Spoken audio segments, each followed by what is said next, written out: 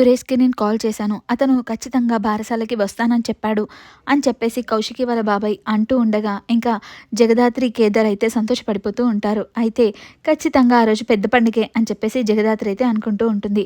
ఇంకా ఆ బట్టల కొట్టతను వచ్చి అక్కడ చీరలన్నీ వేస్తారు కదా! ఇంకా ఆ చీరలైతే ఫస్ట్ సెలెక్ట్ చేసుకోండి. ఎవరికి ఏం కావాలన్నా తీసుకోండి అని చెప్పేసి కౌశికి అయితే అంటుంది. ఇంకా జగదాత్రి సంతోషంతో చీరలు చూస్తూ ఉంటుంది. ఇంకా నిషి ఇంకా వాళ్ళ అత్తయ్య ఇద్దరు కోపంతో రగిలిపోతూ ఉంటారు. ఖచ్చితంగా ఈ బారసాలైతే అస్సలు జరగకూడదు.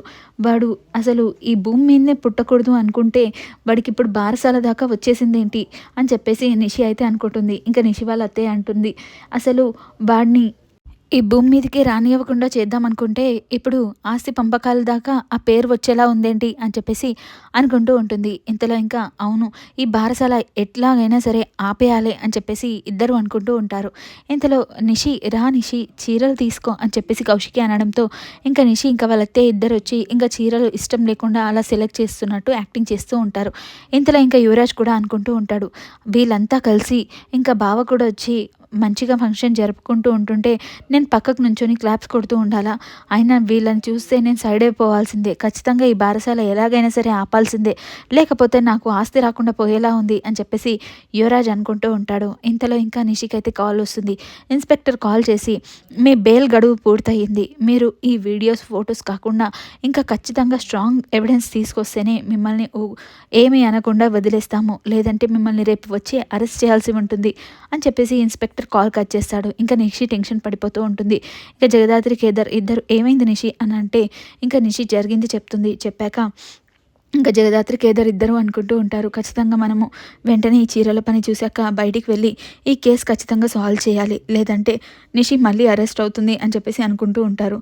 అవును అని చెప్పేసి ఇంకా చీరలు సెలెక్ట్ చేసి ఇంకా జేడి వాళ్ళైతే బయటికి వెళ్ళిపోతారు. ఇంతలో ఇంకా బంగారు కొట్ట అతనికైతే అసలు ఆ బంగారం ఎవరమ్మారు అని చెప్పేసి డీటెయిల్స్ అడుగుతూ ఉంటారు. ఇంతలో ఇంకా బ్లడ్ బ్యాంక్ దగ్గరికి వెళ్ళి ఆ బ్లడ్ ఎవరు తీసుకున్నారు అని చెప్పేసి అడగడానికి బ్లడ్ బ్యాంక్ దగ్గరికి అయితే వెళ్తారు. వెళ్ళాక ఇంకా వాళ్ళు ఆ బ్లడ్ బ్యాంక్ డీటెయిల్స్ అడుగుతూ ఉంటారు. అసలు ఆ రోజు ఎవరు వచ్చారు, 13th రోజు ఎవరు వచ్చారో మేము చూస్తాము అంటే, వద్దు మేడం ఇది మేము ఇవ్వలేము అని చెప్తే, మేము పోలీసులు ఖచ్చితంగా మాకు ఈ కేసులో మాకు హెల్ప్ అవుతుంది, మాకు హెల్ప్ చేయండి అని చెప్తే ఇంకా ఆ బ్లడ్ బ్యాంక్ అతను డీటెయిల్స్ ఇస్తాడు. ఇంతలో ఇంకా ఫుటేజ్, టీవీ ఫుటేజ్ కూడా చూయిస్తాడు. సీసీ ఫుటేజ్ చూయించాక ఇంకా ఆ రౌడీ అతన్ని జేడీ అయితే చూస్తుంది. చూశాక ఇంతలో ఇంకా గోల్డ్ షాప్ అతనికి కూడా చెప్తుంది. అసలు అతన్ని పిలిచి, ఇంకా మీకు ఈ రౌడీ అతను తెలుసా అంటే తెలీదు అని చెప్తాడు. తర్వాత అతను బయటికి వెళ్ళి ఆ రౌడీ అతనికి కాల్ చేసి, అసలు పోలీస్ వాళ్ళు నిన్ను వెతుకుతున్నారు అని చెప్పేసరికి జేడీ వెనక నుంచి వచ్చి, ఏంటి సేటు ఇలా దొరికిపోయావేంటి, ఇప్పుడే తెలియదని చెప్పావు, మళ్ళీ అప్పుడే కాల్ చేస్తున్నావేంటి అని చెప్పేసి జేడీ అయితే అంటుంది. అన్నాక, మేడం ఇందులో నాదేం తప్పు లేదు మేడం, వాళ్ళే నా దగ్గర తాకట్టు పెట్టారు గోల్డ్ అని చెప్పేసి ఇంకా ఆ సేటు చెప్తాడు. చెప్పాక ఆ రౌడీని ఇక్కడికి రమ్మని చెప్పు అని చెప్తే ఆ రౌడీ అయితే ఇంకా ఆ సేటు పిలిచిన దగ్గరికి అయితే వస్తాడు. వచ్చాక ఇంకా ఆ గోల్డ్ తీసుకోమని చెప్పి ఇంకా అతను చెప్తూ ఉండగానే వెనకాల నుంచి జేడీ వచ్చి, నువ్వు ఈజీగా మాకు ఇంత ఈజీగా దొరికిపోతావని మేము అనుకోలేదు. ఆయన బ్లడ్ తీసుకొని ఈ నగలు తీసుకొని అసలు ఆ కల్పనని ఏం చేశారు, నిజం చెప్పండి అని చెప్పేసి జేడీ అడుగుతూ ఉంటుంది. కల్పనని ఇంద్రాణి మేడమే చంపేసింది మేడం అని చెప్పేసరికి ఒకసారిగా జేడీ షాక్ అవుతుంది. నువ్వు మేము చెప్పినట్టు వింటే నీ శిక్ష తగ్గిస్తాము, లేదంటే నువ్వు కూడా జైలుకి వెళ్ళి ఇంకా శిక్షలు అనుభవించాల్సి ఉంటుంది అని చెప్పేసి ఇంకా రౌడీ అతనికైతే చెప్తూ ఉంటారు. ఇంతలో ఇంకా సరే మేడం మీరేం చెప్తే అది చేస్తాను అని చెప్పేసి ఇంకా రౌడీ అతనైతే కన్విన్స్ అవుతాడు. అయ్యాక ఇంద్రానికి ఈ లొకేషన్ పెట్టి ఇక్కడికి రమ్మని చెప్పు అని చెప్పేసి జేడీ వాళ్ళైతే అంటారు.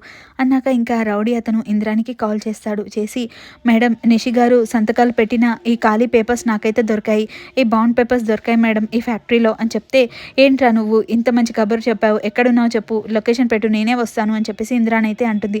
అన్నాక సరే మేడం అని చెప్పేసి ఇంకా రౌడీ అతను లొకేషన్ పెట్టడంతో ఇంద్రాని రెడీ హ్యాండెడ్గా వచ్చేస్తుంది. వచ్చేసరికి ఏంటి ఇంద్రాని ఇంత ఈజీగా దొరికిపోతావు అనుకోలేదు అని చెప్పేసి జేడి వాళ్ళైతే ఇంకా ఇంద్రాణిని పట్టుకుంటారు. మర్యాదగా నువ్వు చెప్పిన మంచి నిజమే చెప్పు, లేదంటే మా చేతుల్లో ఇంకా నీకు ఉంటుంది అని చెప్పేసి ఇంకా జగదాత్రి వాళ్ళు అనడంతో ఒకసారిగా ఇంకా ఇంద్రాని అయితే టెన్షన్ పడిపోతూ ఉంటుంది.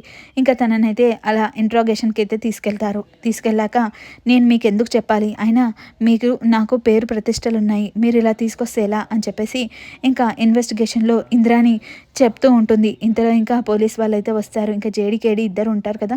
ఇంకా జేడీ అంటుంది, నేను ఖచ్చితంగా అదుపు తప్పి తనని కొట్టేలా ఉన్నాను, నువ్వే వెళ్ళి ఇంట్రాగేషన్ చేయి అని చెప్పేసి జేడీ అనడంతో ఇంకా కేడీ వెళ్ళైతే ఇంద్రాణితో మాట్లాడుతూ ఉంటాడు. నేను కూడా ఎక్కువసేపు మాట్లాడను, నువ్వు ఖచ్చితంగా నిజమే చెప్పాలి, లేదంటే నా ఇంట్రాగేషన్ వేరేలా ఉంటుంది అని చెప్పేసి కేడీ అనడంతో ఏంటి ఏమనుకుంటున్నారు నా గురించి అని చెప్పేసి ఇంద్రాణి అయితే అంటుంది. ఇంతలో ఇంకా పక్కకే ఉన్న లేడీ కానిస్టేబుల్తో ఇంకా 2 సార్లు దెబ్బలు కొట్టిపిస్తాడు. ఇంతలో ఇంకా ఇంద్రాణి సైలెంట్ అయిపోతుంది. ఇప్పుడు అర్థమైందా నేను ఎలా ఇన్వెస్టిగేషన్ చేస్తాను, మర్యాదగా నిజం చెప్పు, లేదంటే ఇదే ట్రీట్మెంట్ ఉంటుంది నీకు అని చెప్పేసరికి ఒక్కసారిగా ఇంకా ఇంద్రాణి నిజం చెప్పబోతూ ఉంటుంది.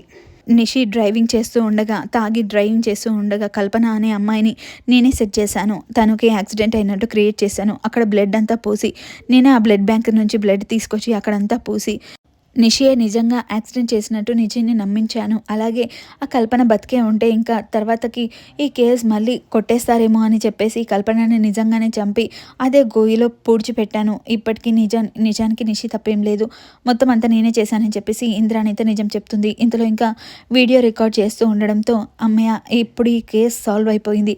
ఇంకా కేడీ అంటాడు, ఖచ్చితంగా ఇది సార్కి చూపించాలి, ఈ కేసు సాల్వ్ అయిపోయిందని సార్కి చెప్పాలి అని చెప్పేసి ఇంకా కేడీ అంటాడు. అన్నాక ఇంద్రానికి నువ్వు ఇంకా జైలుకి వెళ్ళడానికి సిద్ధమవ్వు అని చెప్పేసి ఇంద్రానికి చెప్పేసి ఇంకా కేడీ అయితే కేసుని సాల్వ్ చేస్తాడు. ఇంతలో ఇంకా అదంతా న్యూస్లో రావడంతో ఒక్కసారిగా కౌశికి ఇంకా వాళ్ళ బాబాయ్ అందరూ సంతోషపడిపోతూ ఉంటారు. ఇంతలో జేడీకేడి ఇద్దరైతే ఇంటికి వెళ్తారు. వెళ్ళేసరికి కౌశికి వాళ్ళు సంతోషపడిపోయి, చూసావా జగదాత్రి ఇప్పుడే న్యూస్ చూసావా అని చెప్తే, అవును ఇప్పుడే చూశాను అని చెప్తే, ఇదంతా మీ వల్లే, నిషి హ్యాపీగా ఫీల్ అవుతుందంటే కారణం నీ వల్లే అని చెప్తే ఇంకా వాళ్ళు కంగారు పడిపోతారు. అదేంటి మేము పోలీసులం అనుకుంటున్నారా ఏంటి అనుకుంటూ ఉంటారు. ఇంతలో అదే మీరు పోలీస్ వాళ్ళకి చెప్పడంతోనే కదా వాళ్ళు ఇంత స్ట్రాంగ్గా ఇన్వెస్టిగేషన్ చేసి ఇంత తొందరగా క్లోజ్ చేశారు అంటూ ఉంటుంది. నిజానికి ఈ కేసు సాల్వ్ చేసింది జేడీ మరియు కేడీ అని చెప్పడంతో ఇంకా కౌశికి వాళ్ళైతే సంతోషపడిపోతూ ఉంటారు. అవునా అని చెప్పేసి అనుకుంటూ ఉంటారు.